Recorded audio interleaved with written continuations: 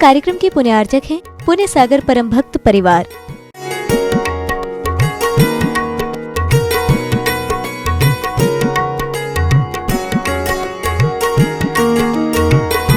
महानुभाव, मानव धर्म का सूत्र हमारे लिए परोपकारी है। मिलकर बैठना और बांट के खाना। बांटने के लिए हमारे पास में क्या है? बांटने के लिए हमारे पास में धन है, प्रेम है, वात्सल्य है, ज्ञान है, संयम है, तप त्याग है, प्रसन्नता है और भोजन पानी है। जो वस्तु हमारे पास में है उसका वितरण करो, उसको बांटो। जिसके पास में जो कुछ है उसको बांटो। आज प्रकृति से हमें बहुत कुछ सीखने को मिलता है। आज हमारे पेड़ पौधों से बहुत कुछ सीखने का अवसर मिलता है कि आज प्रकृति अपने जीवन में कितना बांट रही है। हमारे पेड़ पौधे अपने जीवन में कितने बांट रहे हैं। वे बांटते बांटते आज तक नहीं थके। एक बार हम थक जाएंगे, लेकिन पेड़ पौधे कभी भी थकने वाले नहीं है। प्रकृति कभी भी थकने वाली नहीं है। 24 घंटे बांट रही है, एक क्षण भी बंद नहीं है। 24 घंटे, और उसमें भी जो है किसी प्रकार का कोई टैक्स नहीं। No income tax, no sale tax, no tax, कोई टैक्स नहीं। जिसको जितना चाहिए उतना जो है यहां से ले जाओ। आज प्रकृति पेड़ पौधे बांटना बंद कर दे तो सृष्टि पर त्राही त्राही मच जाए। आदमी जिंदा नहीं रह सकता है। यदि आदमी को ऑक्सीजन नहीं मिले तो आदमी की हवा बंद होते देर न लगे। व्यक्ति को भोजन पानी नहीं मिले, फल फ्रूट खाने को नहीं मिले, अन्न नहीं मिले तो व्यक्ति जिंदा नहीं रह सकता है, वह मरण को प्राप्त हो जाता है। लेकिन पेड़ पौधे ने जो है अपने जीवन में सारी सृष्टि को जिंदा रखा है, सृष्टि को मरने नहीं दिया है। इतना बड़ा उपकार इन पेड़ पौधों का, ये प्रकृति का है। इसलिए जो है बांट करके खाओ। आज हम देखते हैं कि नदियां बहती है, किसके लिए? नदियां बहती हैं, गाय दूध देती है, किसके लिए? अपने लिए नहीं, इंसान के लिए, कि तुम अपने जीवन में हमारी तरह मिल बांट करके खाओ तो तुम्हारा जीवन भी वह आनंदमय सुखमय व्यतीत होगा। आज इंसान के पास होते हुए भी नहीं बांट रहा है। विचार करता है कि यदि मैं सब बांट दूंगा तो बुढ़ापा कैसे निकलेगा। ये व्यक्ति के मन में ख्याल होता है, विचार आता है कि मैं इस बांट दूंगा तो बुढ़ापा कैसे निकलेगा। इंसान भूल गया कि बांटने से कभी कमी नहीं आएगी। जितना बांटता है उससे कई गुना वापस तुम्हारे पास में लौट करके आता है। आज नदी है, कुआं है, सरिता है, बावड़ी है, इनका जल कितने लोग उपयोग में लेते हैं, लेकिन आज तक कोई नदी खाली नहीं हुई, आज तक कोई कुआं खाली नहीं हुआ, आज तक कोई बावड़ी खाली नहीं हुई।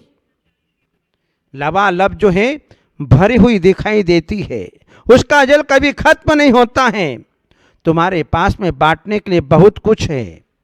हम देखते हैं जब व्यक्ति के जीवन में संकट आता है, उस संकट की घड़ी में जो अपने स्वामी की रक्षा कर ले और उसके संकट से मुक्त कर दे। जिस समय महाराणा प्रताप जब मेवाड़ को स्वतंत्र करने जा रहे थे, उस समय जो है उनके जीवन में जो संकट आया कि युद्ध हार गए और जो है घनघोर जंगल के अंदर जो हैं वे घास की रोटियां बना करके उनको खानी पड़ी। लेकिन उनके साथ में रहने वाला जो मंत्री था वह मंत्री विचार किया कि आज मेरा राजा, आज मेरे स्वामी संकट में पड़े हैं, आज मुझे राजकोष से जो तनख्वाह के रूप में पैसा मिलता था वो मेरा क्या काम का।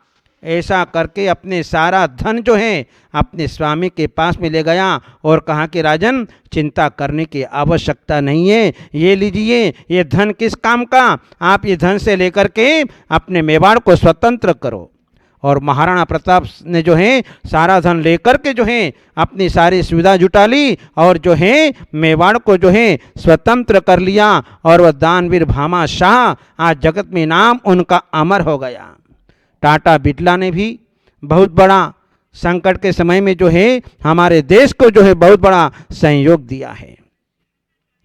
साधु संतों के पास में बांटने के लिए कुछ भी नहीं है, न किसी प्रकार की धन दौलत है, न किसी प्रकार का सोना चांदी है, न किसी प्रकार का कोई मकान आदि है, लेकिन फिर भी वे बांट रहे हैं। बांटने के नाम से भगवान महावीर के सूत्रों को अपने जीवन के अंदर बांट रहे हैं। वे सूत्र भगवान महावीर के आज भी प्रासंगिक है। भगवान महावीर के सिद्धांत, भगवान महावीर के सूत्र आउट ऑफ डेट नहीं हुए हैं, लेकिन अप टू डेट है। आज भी वे सिद्धांत आवश्यक हैं। आज यदि विश्व में शांति हो सकती है तो भगवान महावीर के सूत्रों का आचरण करने से ही अपने जीवन में शांति आ सकती है, विश्व में शांति आ सकती है। भगवान महावीर सूत्र दे रहे हैं, उन सूत्रों को बांटा है कि जियो और जीने दो। यतो धर्मस्ततो जय, जहाँ पर धर्म होता है वहाँ पर विजय होती है। सत्यमेव जयते, सत्य की विजय होती है। इस प्रकार से जो है साधु संत जो है भगवान महावीर स्वामी के द्वारा प्रतिपादित सूत्रों को अपने जीवन के अंदर बांट रहे हैं। और जो है आज उनके लघुनंदन दिगंबर साधु संत अपने जीवन में प्रसन्न मुद्रा से सारे भक्तों को आशीर्वाद बांट रहे हैं कि आप अपने जीवन में इस गुरु के आशीर्वाद को लेकर के अपने जीवन में जो है खुश रहो। बादल की धन्यता बरसने में है, सूर्य की धन्यता प्रकाश फैलाने में है, और पुष्प की धन्यता सुगंध बिखेरने में है। उसी प्रकार मनुष्य की धन्यता जो उसके पास है उसे बांट देने में है। जो भाग्यवान है वह बांटता है, और बांटने से ही मनुष्य भाग्यवान बनता है, क्योंकि जो देता है वही उसके पास में लौट करके आता है।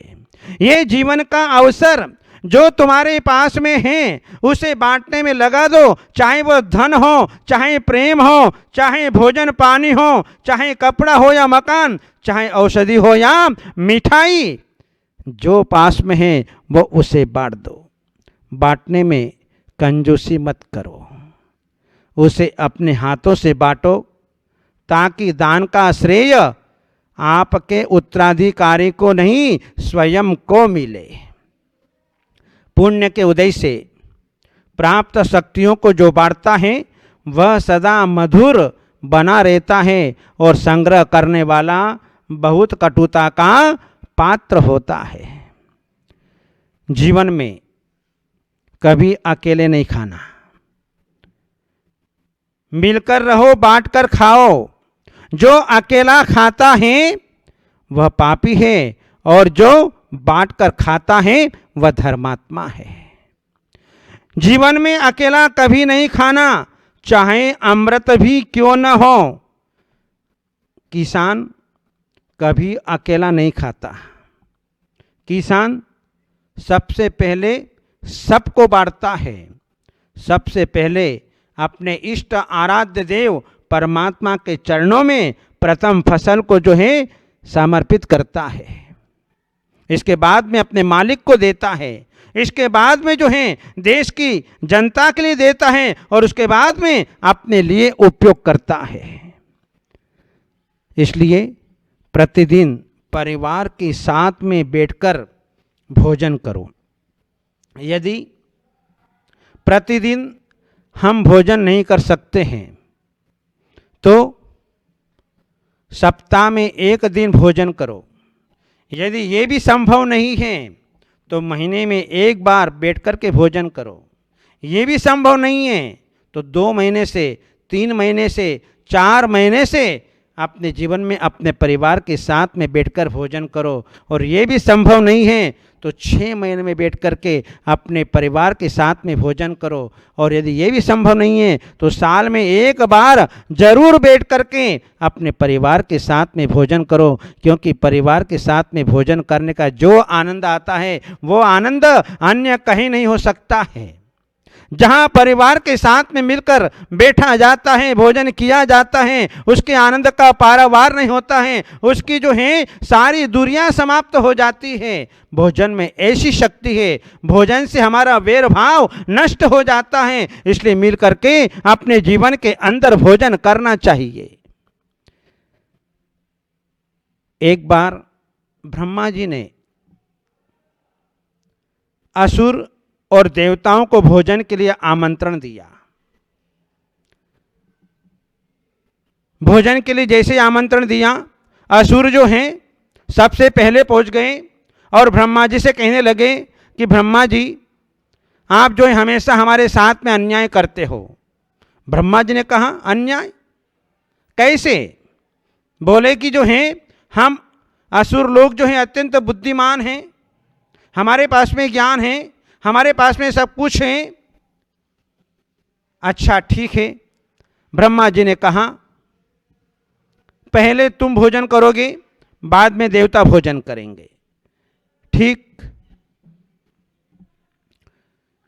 लेकिन ब्रह्मा जी ने कहा कि एक शर्त है कि जिस समय आप लोग भोजन करने बैठेंगे तो आपके हाथ जो है लकड़ी से बांध दिए जाएंगे। दोनों हाथ जो हैं लकड़ी से बांध दिए जाएंगे 3-3 फीट। असुरों ने इस बात को स्वीकार कर लिया और स्वीकार करने के उपरांत जो है भोजन करने के लिए बैठे। और भोजन करने के उपरांत बैठते समय जो है एक लाइन में बैठ गए पंगत में।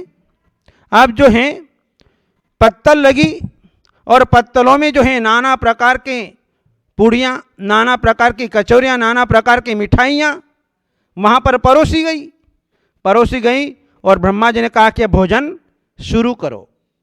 तो जैसे असुरों ने भोजन करना प्रारंभ किया, पत्तल में से पूड़ी उठाई लेकिन मुंह में नहीं जा सकी। क्यों? क्योंकि उनके हाथ बंधे हुए थे। वे असुर जितना पुरुषार्थ करते थे, एक भी ग्रास उनके मुंह में नहीं गया और सारा का सारा भोजन नीचे गिर जाता था। आधे घंटे के बाद में ब्रह्मा जी ने कहा, आपका भोजन का समय समाप्त हो गया है, आप यहाँ से उठिए। सारे असुर भूखे ही उठ गए। उन्होंने देखा कि अब देवता लोग क्या करते देखेंगे। ब्रह्मा जी ने देवताओं को बुलाया और कहा कि अब आपको भोजन करने के लिए बैठना है, लेकिन एक शर्त है कि आपको भी जो है आपके हाथ में 3-3 फीट जो है वो लकड़ी बांध दी जाएगी। देवता ने कहा ठीक है। देवता ने ब्रह्मा जी से कहा कि हमारी ये भी एक शर्त है कि हम जो है एक लाइन में बैठ करके भोजन नहीं करेंगे, हम आमने सामने मिल करके भोजन करेंगे। ब्रह्मा जी ने कहा ठीक है, कोई बात नहीं। इधर जो है जब भोजन प्रारंभ हुआ तो जो है उन देवताओं ने युक्ति लगाई। क्या किया कि देवता लोग परस्पर में एक दूसरे को जो है भोजन कराते रहे और उनका पेट भर गया। इस दृश्य को देख करके असुर लोग जो हैं विचार करने लगे कि अच्छा होता कि पहले देवता भोजन कर लेते, बाद में हम भोजन करते। तब ब्रह्मा जी के मुख से जो है वाक्य निकला कि देखो, तुम अपने जीवन में हमेशा मिल करके बैठो और बांट करके खाओ, इसमें जो है तुम्हारी महानता है। यदि तुम अपने जीवन के अंदर मिल करके नहीं बैठते हो और बांट करके नहीं खाते हो तो तुम्हारे समान कोई अधम पुरुष इस संसार के अंदर नहीं देखने को मिलता है।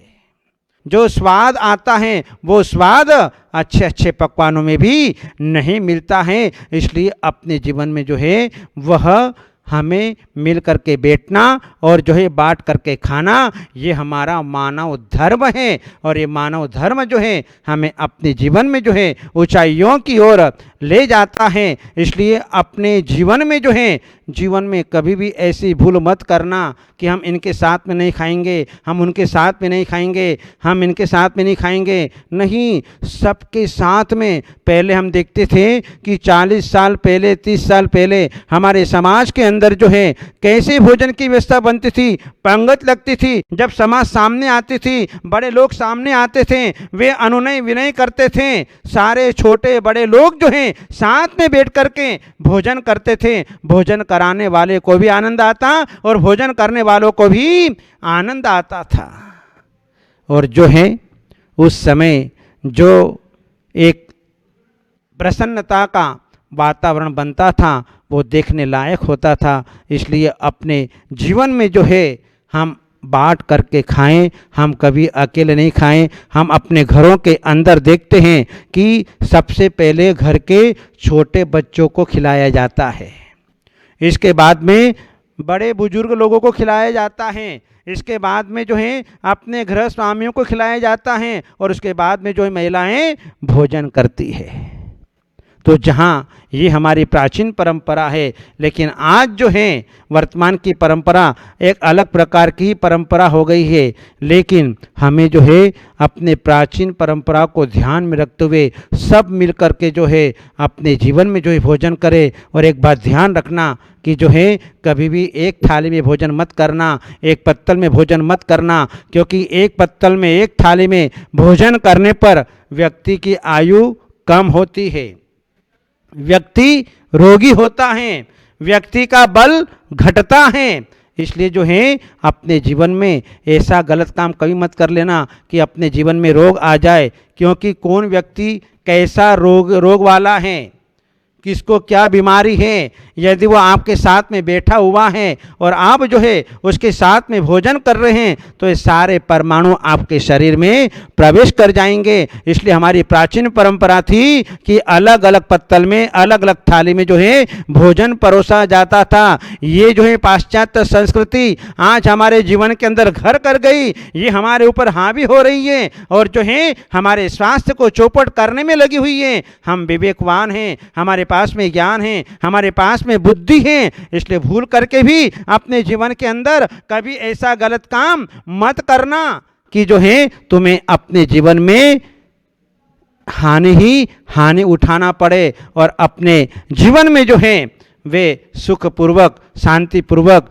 आनंदपूर्वक अपने धर्म का निर्वाह कर सकें। इसलिए जो है मिलकर बैठो और बांट करके खाओ। इस प्रकार से जो है ये हमारा मानव धर्म है और ये हमारे जीवन में सुख, शांति, अमन, चैन को देने वाला होता है। इसलिए मानव धर्म अपने भीतर जागृत करें। ये मानव धर्म आज हमारा मरता चला जा रहा है और जिसके कारण हमारा जीवन दुखी हो गया है, हमारा परिवार दुखी हो गया है और जो है नाना प्रकार के कष्टों का सामना आज हमें अपने जीवन के अंदर करना पड़ रहा है। इसलिए अपने जीवन में जो है वह बांट करके खाओ, यही हमारा मानव धर्म है। इन्हीं मंगलमय भावनाओं के साथ बोलिए गुरुदेव आचार्य अजीत सागर जी महाराज की।